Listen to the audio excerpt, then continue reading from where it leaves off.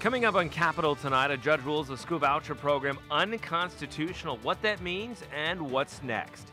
The legislative session ends. Who are the winners and losers? Laura Beniti takes a look. And two lawmakers join me in studio to talk about the voucher ruling, economic incentives, and more.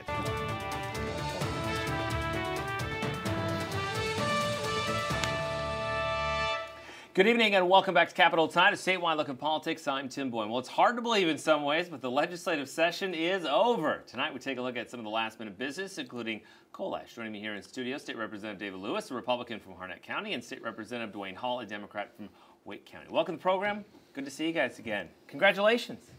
Thank you. Thank you.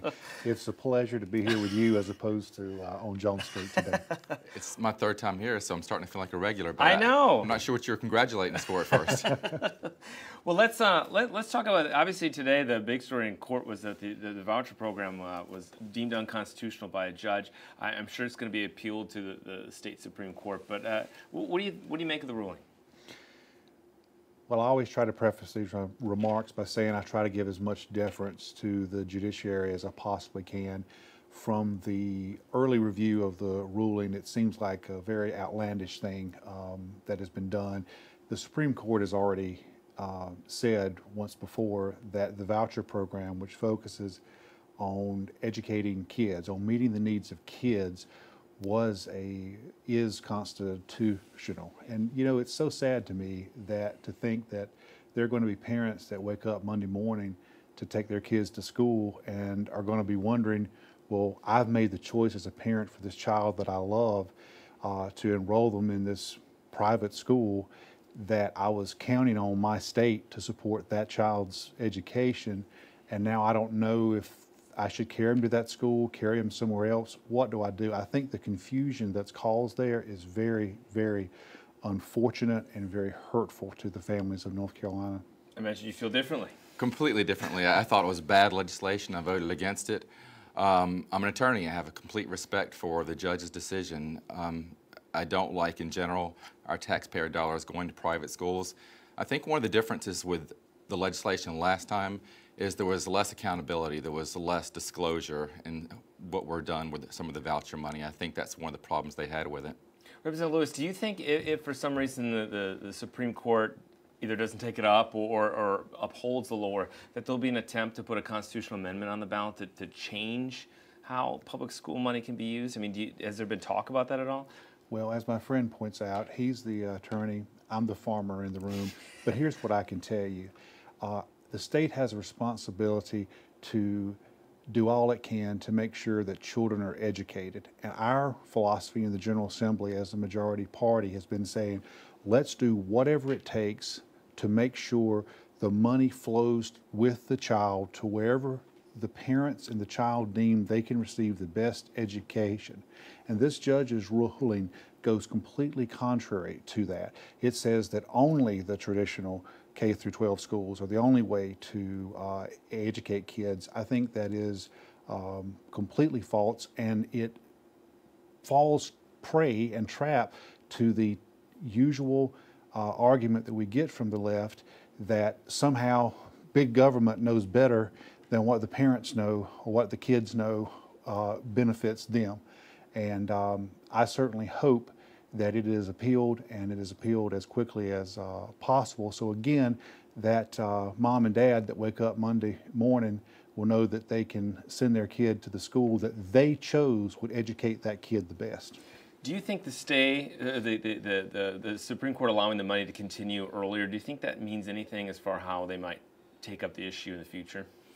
It's a controlling court, so it's obviously going to. But back to his point, I agree we have an obligation to give them the best education possible, but starving our public schools is not going to do that.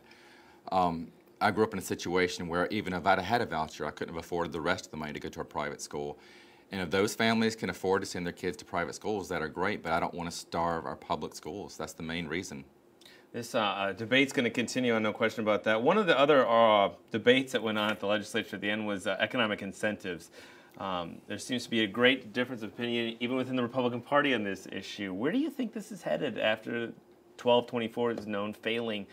Where do you think it's headed? Well, I think it's important to understand that all of us on both sides of the aisle, I think, have had a real focus and determination on doing everything that we could to create jobs. Now, there are different philosophies about how to do that.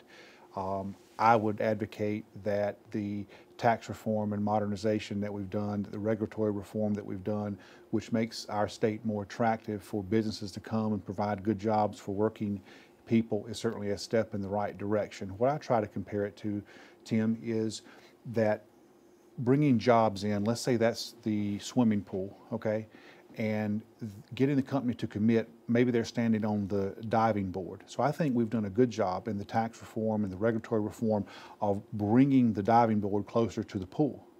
But sometimes you still need that little extra push to get them to jump in. I think that North Carolina has in some ways handicapped itself in its job recruitment toolbox, and I think that unless and until the federal government acts to somehow outlaw states offering incentives, North Carolina either is in the game or it's not in the game. And I'm not saying that the House bill that failed this week was the perfect solution, but I think it, again, did provide tools that the Secretary of Commerce and the governor needs to help recruit and retain good jobs for the working families of our state. I thought 1224 is bad legislation for a number of reasons. It would take me longer than this show to explain all the reasons. The main reason I voted against it, it handcuffed my county, Wake County. It put us in a position where we couldn't raise the needed money for our infrastructure for transportation. If I'm correct, I think today is the day we're officially supposed to go over 1 million people in Wake County. So this would have put a strong hamper on what we could have done to raise the money for transportation. But the question was incentives, and I'm not a purist when it comes to incentives. I think we need them in some situations. But this was a lot of money, and we did something we've never done in North Carolina. It wasn't given to just the governor. This was given completely to an agency head. If you look in the bill, it said at the sole discretion. So we were giving it to her without clawbacks, without requirements, without restrictions. And as my fellow Skip Stam across the aisle said, this is $36 million that could easily turn into $150, $200 million. It was great to sit on my side and hear people like Skip Stam and Nelson Dollar make a lot of our arguments for us. It was an interesting bedfellows, to use the terminology on this bill. We only have time for one more question, but Representative Lewis, there was a lot of talk about that bill, you know, basically three bills being relying on each other, and Republicans saying, well, Democrats used to do this or that, and then the Democrats saying, well, you were supposed to make it better. How do you respond to that Republicans were going to clean up how legislation went bad sometimes? I think we've made remarkable gains in passing good bills. Sometimes in the heat of battle, the ideal doesn't necessarily prevail. But it's interesting to me that many people seem to want the ideal or want to focus on the process as opposed to the end result. The Republicans, the majority of our caucus, the vast majority, were focused on giving the governor and the Secretary of Commerce the tools they needed to recruit jobs for working families. And if I will go to the nth degree as far as I can to make sure every person in North Carolina who wants a job, who wants the opportunity to work, has that opportunity. Real quick. You mentioned Democrats did it. David, you mentioned the process, and that was one of the biggest disappointments for me in this session. Our debate was stifled so often. A tool that's laying it on the table, essentially ending debate. They said we did it. I had my staff research. In more than a decade, we did it 7 times. Their side, in the last 2 sessions since they've been in power, have done it well over 50 times. So I felt like the debate was stifled. We were stopped so many times from putting the other side out. All right. Well, we'll have to see what happens next year. We got elections before that. But in the meantime, enjoy some quiet time, hopefully. Good to see you. Thank you. Thank you. Thank you.